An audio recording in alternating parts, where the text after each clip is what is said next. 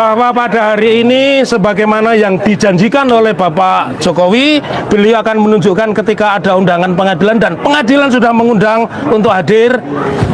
Ada berita yang sangat menggembirakan bagi kami. Yang pertama, yang seperti yang disampaikan tadi oleh tim kuasa hukumnya yang diketuai Pak JB Irfan, mengatakan hanya satu bukti. Satu bukti itu saya berikan, saya tekankan adalah kopi dari file scan.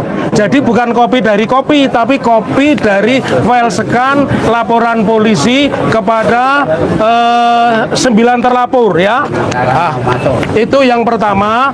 Kemudian yang kedua, otomatis berarti tidak pernah di dalam persidangan hari ini, dan tadi majelis hakim mengatakan kalau sampai tanggal 13 tidak bisa menunjukkan bukti tambahan, artinya memang tidak pernah ada ijazah yang dihadirkan di persidangan. Artinya sampai hari ini sidang itu tidak akan pernah ada yang namanya ijazah Pak Jokowi, dan makin menguatkan kepada kami memang ijazah. Dalam lanjutan sidang citizen lawsuit yang diajukan oleh 2 orang alumnus dari Universitas Gadjah Mada, saya mengucapkan selamat kepada Anda karena dugaan Anda benar, dan Anda bisa dengan tepat membaca perilaku dari mantan Presiden Republik Indonesia yang ke-7 itu.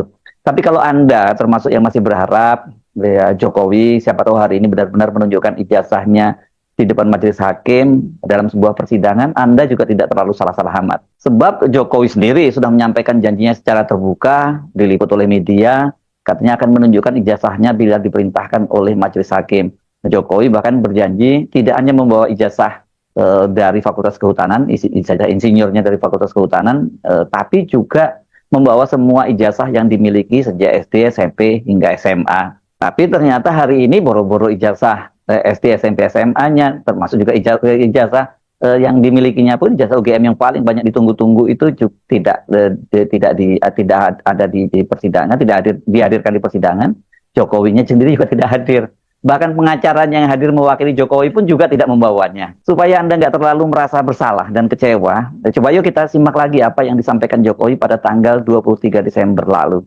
Ya, kalau diminta oleh Yang Mulia Hakim, saya akan datang, terutama untuk menunjukkan ijazah asli dari SD, SMP, SMA, sampai S1. Akan saya tunjukkan semua. Tapi ini bukan hanya Jokowi loh yang menyatakan bahwa dia itu akan membawa ijazahnya ke depan persidangan kalau diperintahkan oleh majelis hakim. Sehari berselang, ini tanggal 24 Desember 2025 ya, seusai bertemu Jokowi di rumahnya di kawasan Sumber Solo, pengacara Jokowi, YB Irfan, menegaskan bahwa dia sudah mendapat izin dari Jokowi untuk mengajukan peminjaman ijazahnya kepada penyidik Polda Metro Jaya, supaya ijazahnya Jokowi itu bisa ditunjukkan di muka hakim dalam persidangan hari ini maksudnya ya. Ijazah tersebut saat ini disita dan dalam penguasaan penyidik di Polda Metro Jaya dalam laporan kasus ijazah palsu yang dilaporkan oleh Jokowi, dan kini menyebabkan 8 orang jadi tersangka. Itu ada Eki Sujana dan kawan-kawannya di dalam klaster tim pembela ulama dan aktivis, ini jumlahnya 5 orang, dan kemudian klaster yang kedua itu adalah klaster trio RRT, Roy Suryo, Dr. Ismun, dan Dr. Tifa. Ya, kalau ternyata akhirnya Jokowi tidak datang sesuai janjinya, sesungguhnya kita nggak perlu merasa di prank amat lah gitu oleh Jokowi ya. Ya begitulah Jokowi, seperti kata netizen, kalau belok kiri itu, kalau sign-nya belok kiri berarti dia mau belok ke kanan. Itu yang ngomong bukan hanya netizen, itu almarhum Profesor Azumati Azra juga menyatakan seperti itu ya. Harus, pernyataan Jokowi itu harus diartikan secara terbalik. Nah, kalau Anda percaya bahwa kali ini Jokowi betul-betul akan menepati janjinya, yang salah saya kira bukan Jokowi. Tetapi Anda, kenapa kok masih percaya juga gitu? Hari ini persidangan sesuai jadwal adalah penyerahan bukti dari tergugat setelah pekan sebelumnya dalam sidang tanggal 30 Desember, itu penggugat menyerahkan bukti-buktinya. Ada 4 tergugat. Pertama itu Joko Widodo, mantan Presiden Republik Indonesia ke-7.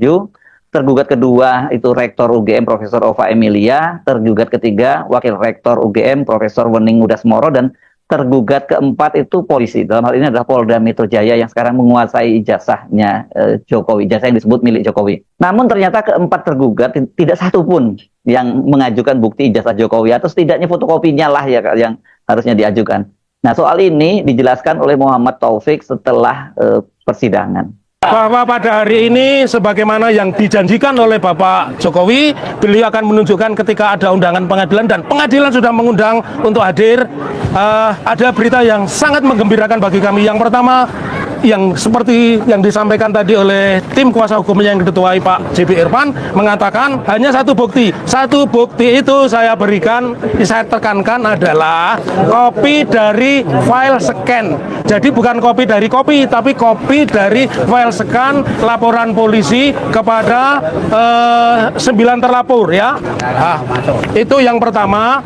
Kemudian yang kedua, otomatis berarti tidak pernah di dalam persidangan hari ini, dan tadi majelis hakim mengatakan kalau sampai tanggal 13 tidak bisa menunjukkan bukti tambahan, artinya memang tidak pernah ada ijazah yang dihadirkan di persidangan ya. Kemudian yang kedua, UGM selaku tergugat 2, tergugat 3 yang notabene adalah tempat di mana Bapak Joko Widodo berkuliah dan sudah berulang-ulang dinyatakan oleh Bu Rektor, oleh Wakil Rektor ya, bahwa beliau alumni UGM, itu pun hanya menunjukkan kopi dari persidangan. Jadi tidak ada kopi ijazah pun tidak ada. Yang keempat yang sangat menggembirakan, polisi selaku pihak yang menyita ijazah ya, yang kami gugat, dan inilah yang saya bilang kecerdasannya, polisi tidak mengajukan bukti. Nah, artinya sampai hari ini sidang itu tidak akan pernah ada yang namanya ijazah Pak Jokowi, dan makin menguatkan kepada kami memang ijazah itu tidak ada. Tidak ada ya. Halo Sobat Politik, selamat datang di channel Total Politik, tempat kita membongkar setiap fakta tersembunyi, mengupas setiap isu paling panas, dan menyajikan kebenaran tanpa menutupi dari dunia politik Indonesia. Sobat Politik semua, jangan lupa untuk subscribe dan berikan komentar kalian di video ini, serta nyalakan lonceng notifikasi agar teman-teman tidak ketinggalan pembahasan-pembahasan panas dan penting lainnya yang akan saya sajikan. Sobat Politik, kabar baru saja meledak pagi ini sungguh mengejutkan seluruh negeri. Kabar yang belum lama ini menghembus perlahan kini menjadi kenyataan yang tidak bisa lagi ditutupi. Joko Widodo kini secara resmi digugat dengan nilai fantastis mencapai 1.000 atau 125 triliun rupiah. Dan yang menjadi dasar gugatan tersebut adalah gugatan pemalsuan tanda tangan yang sangat serius. Angka 125 triliun itu bukanlah angka yang kecil, Sobat Politik, di mana ini adalah jumlah yang nilainya melebihi anggaran belanja banyak negara dalam 1 tahun penuh. Lantas, apa sebenarnya yang terjadi?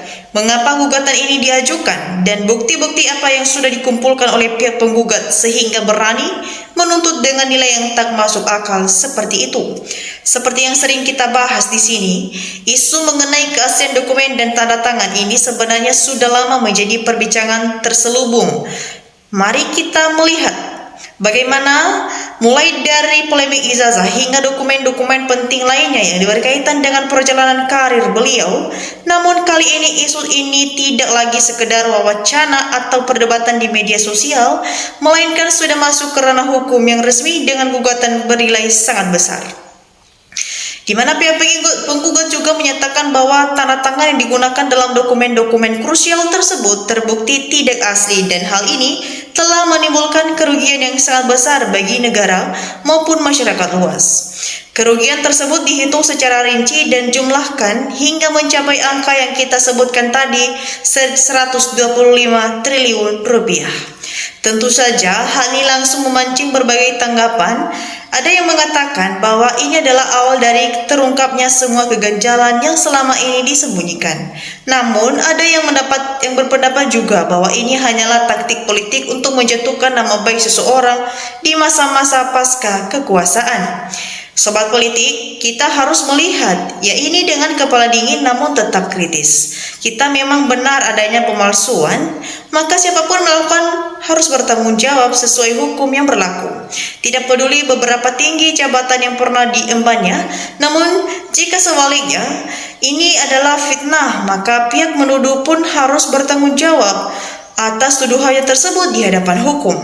Ya, kita juga perlu mencermati bagaimana proses hukum ini akan berjalan nantinya, apakah akan berjalan transparan, apakah semua pihak akan diperlakukan sama di mata hukum, dan bagaimana tanggapan dari pihak tergugat atau digugat sampai saat ini. Sejauh mana bukti yang sudah dikumpulkan dan apakah bukti itu cukup kuat untuk mengubah situasi politik yang ada saat ini.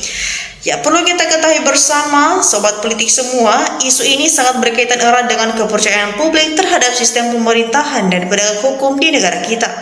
Jika saja terbukti ada pemalsuan dokumen resmi dari seorang yang pernah memegang tumpuk kekuasaan tertinggi, maka dampaknya bukan hanya pada pribadi tersebut, melainkan pada kepercayaan masyarakat terhadap seluruh lembaga negara.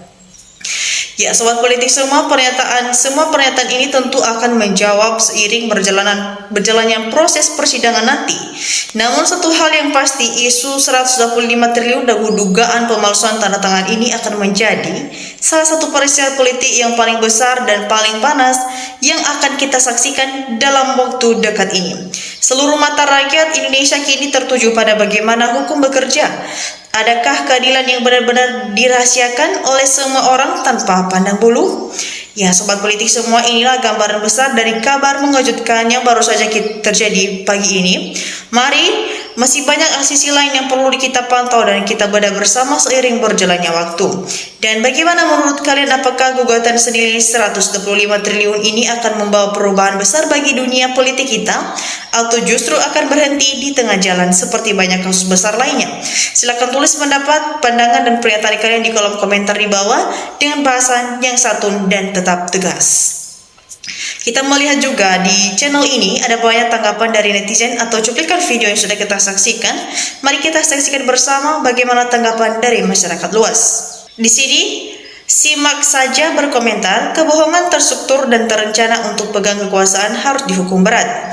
Irfan Cmi berkomentar, usut tuntas agar kebohongan Iza palsu untuk menjadi pejabat tidak terjadi lagi. Kita lanjutkan. Kismirong berkomentar, kenapa tidak membahas hukuman buat Jokowi, Ofum, dan Kapolda.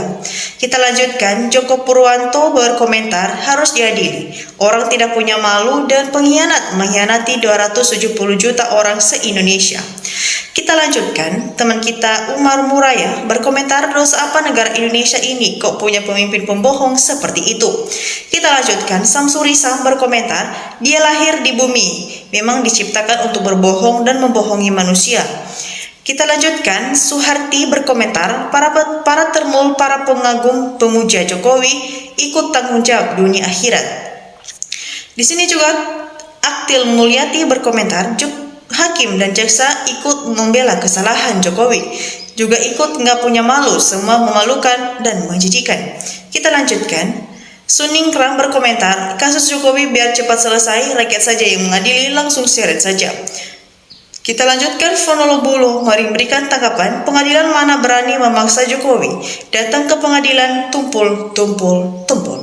Kita lanjutkan.